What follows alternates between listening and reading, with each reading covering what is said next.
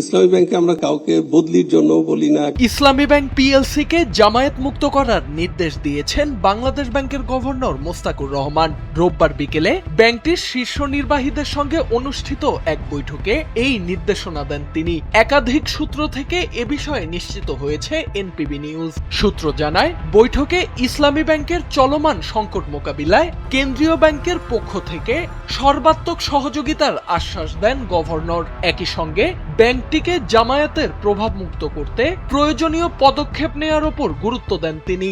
বৈঠকে বর্তমান সংকট কাটিয়ে উঠতে কি ধরনের উদ্যোগ নেওয়া যেতে পারে সে বিষয়ে ব্যাংকটির শীর্ষ কর্মকর্তাদের মতামত জানতে চান গভর্নর।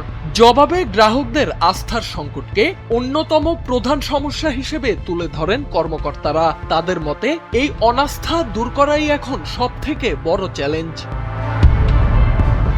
5+ স্টার রেটিং প্রাপ্ত দেশের সর্বোচ্চ বিদ্যুৎ সাশ্রয়ী ওয়ালটন এসি। স্মার্ট কমফোর্ট এখন নেক্সট লেভেলে।